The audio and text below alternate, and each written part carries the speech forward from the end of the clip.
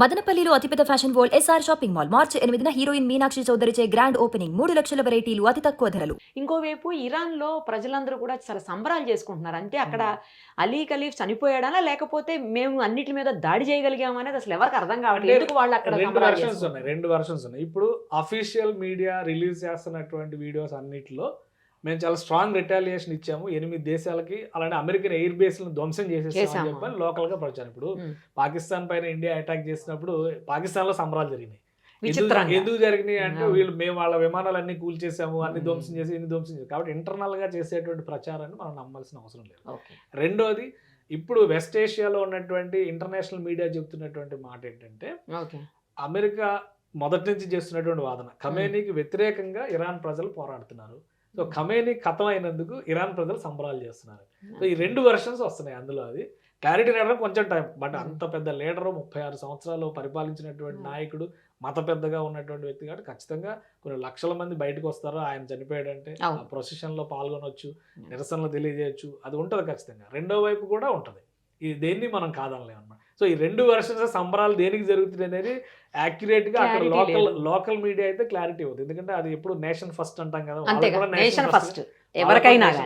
కాబట్టి వాళ్ళు nation version లోనే వాళ్ళు చెప్పేటువంటి అవకాశం ఉంటుంది. ఒక కొద్ది రోజులు గడిస్తే వాస్తవాలు ఏంటనేది బయటకు రావడానికి అవకాశం ఉంటుంది. ఇప్పుడు ఇరాన్ని నియంత్రించే పరిస్థితి అంటే ఇరాన్కి ఎవరు సపోర్ట్ చేస్తున్నారు? ఇంటర్నల్ గా ఎవరన్నా తెలియకుండా లోపాయికారిగా ఎవరన్నా సపోర్ట్ చేస్తున్నారా? మనలాంటి దేశాలు ఎవరైనా చేస్తున్నాయా ఏంటి అనేది చర్చ నడుస్తుంది. భారత్ ఇరాన్ మధ్య మంచి సంబంధాలు ఉంది. ఇక్కడ ఒక కొన్ని ఈక్వేషన్స్ మనం చూస్తే ఈ చుట్టుపక్కల ఉన్నటువంటి దేశాలన్నీ కూడా మళ్ళీ ఇస్లాంలో ఒక విభజన చూడాలి. ఇస్లాంలో రెండు బలమైన వర్గాలు ఉన్నాయి, సున్నీ షియాస్. మొదటి నుంచి కూడా సున్నీ వర్గానికి ఇరాక్ ప్రతినిధిగా ఉంది, షియా వర్గానికి ఇరాన్ ప్రతినిధిగా ఉంది.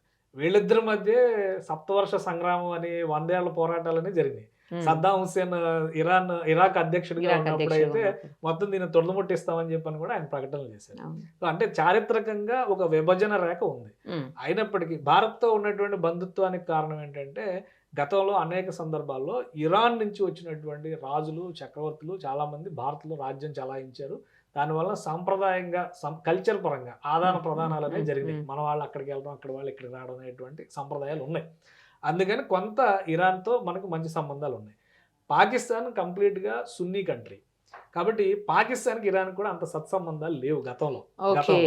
ఆ విధంగా కూడా మన మైత్రి చాలా బలంగా ఉంది.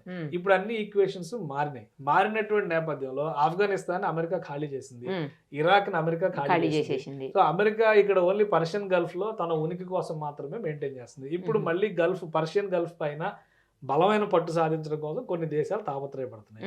గతంలో ఆఫ్ఘనిస్తాన్ విషయంలో రష్యా ఉబలాట పడిన మాట వాస్తవం. ఇప్పుడు కొంతవరకు డిస్టెన్స్ జరుగుతుంది. ఇప్పుడు బలపడుతున్నటువంటి దేశం ఏదైనా ఉందంటే చైనా అంతర్గతంగా అటు నార్త్ కొరియాకి, ఇటు ఇరాన్కి, ఇటు పాకిస్తాన్కి న్యూక్లియర్ ప్లాన్కి సపోర్ట్ చేస్తుంది అనేది బలమైనటువంటి విమర్శ, ఆరోపణ ఉంది. అనేక సందర్భాల్లో అంతర్జాతీయ వేదికలపైన కూడా అమెరికా, ఇతర పాశ్చాత్య దేశాలు కూడా ఈ అంశాన్ని రైజ్ చేసినాయి. సో దానికి సంబంధించి నిజంగా ఈక్వేషన్స్ ఉన్నాయా?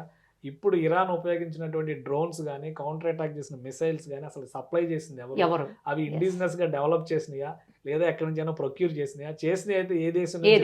ఇప్పుడు ఆ పడినటువంటి అవశేషాల నుంచి చాలా డీకోడింగ్ జరుగుతుంది. దాన్ని బట్టి ఖచ్చితంగా తెలుస్తుంది. దాన్ని బట్టి తెర వెనక పాత్రధారులు ఎవరు అనేటువంటి అంశం పైన కూడా ఒక స్పష్టత రావడానికి అవకాశం ఉంటుంది.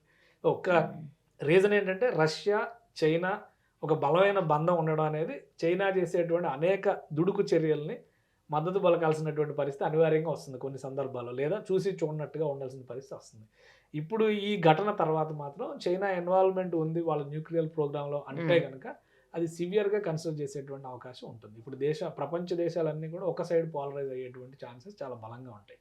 అటు నార్త్ కొరియా, ఇటు ఇరాన్ విషయంలో తీవ్రమైనటువంటి వ్యతిరేకత వస్తుంది. మళ్ళీ న్యూక్లియర్ ప్రోగ్రామ్స్ కానీ, న్యూక్లియర్ ప్లానింగ్ కానీ చేయడం పైన బలమైన వ్యతిరేకత ప్రతి దేశంలోనే ఉంది. ఈవెన్ ఐక్యరాజ్య సమితి కూడా గతంలో ఖండించింది. అందరూ కోరుకునేది ఏంటంటే యుద్ధం వద్దు, శాంతి చర్చల ద్వారా సమస్యను పరిష్కరించుకుందాం, అదే చెప్తున్నారు.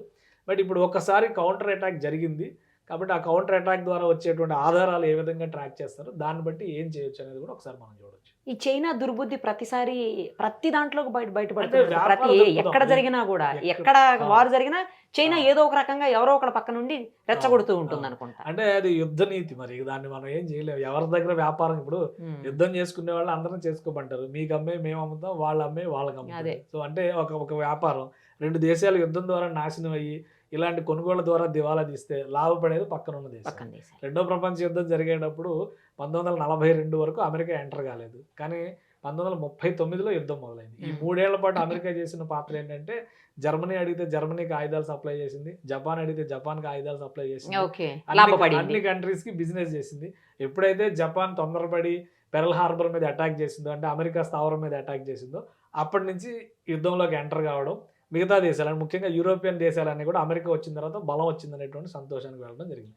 సో ఏ యుద్ధం జరిగినా ఒక 2 దేశాల పతనం జరుగుతుంది, మరొక దేశానికి లేదా మరొక 2 దేశాలకు లాభం జరుగుతుంది. అలాంటి వ్యాపార దృక్పథంతోనే చైనా ఇది చేస్తుందా, జియోగ్రాఫికల్ గా కూడా తన డామినేషన్ కోసం అదొక అవసరం. ఎందుకంటే ఇప్పుడు మీరు జాగ్రఫీ వైజ్ గా చూస్తే చైనా ఈ మూల ఉంది, అంటే ఇటు నుంచి సౌత్ కొరియా, జపాన్, ఇటు నుంచి అమెరికాకి మళ్ళీ ఇటు వ్యాపారం చేసుకోవడానికి మార్గం ఉండొచ్చు. అంటే సుదీర్ఘమైనటువంటి పసిఫిక్ మహాసముద్రం. కానీ యాక్చువల్ వరల్డ్స్ పాపులేషన్ అంతా ఉండేది వ్యాపారానికి, బిజినెస్ కి అవకాశం ఉండేది ఆసియాలో.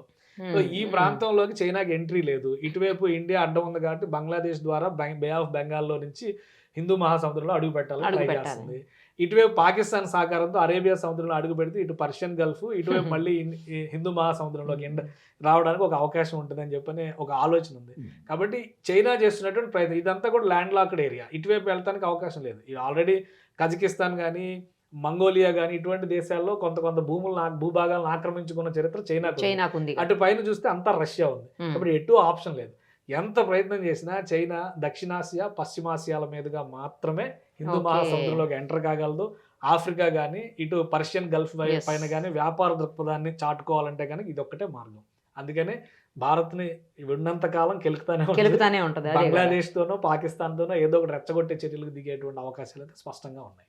ఇప్పుడు ఇదేమన్నా థర్డ్ వరల్డ్ వార్కి దారి తీసే అవకాశం ఉందో, కొంతమంది అలా కూడా అంటున్నారు. అసలు ఇప్పుడు ఉన్నటువంటి జనరేషన్ టెక్నాలజీలో నా ఉద్దేశం ప్రకారం థర్డ్ వరల్డ్ వార్ అనేది రానే రాదు, అసలు ఎప్పటికీ రాదు. ఎందుకంటే ఇది కంప్లీట్ గా అమెరికాలో డొనాల్డ్ ట్రంప్ ఆయన ప్రెసిడెన్షియల్ సూట్ లో కూర్చుని యుద్ధం ఎలా చేయాలో చేయించాడు.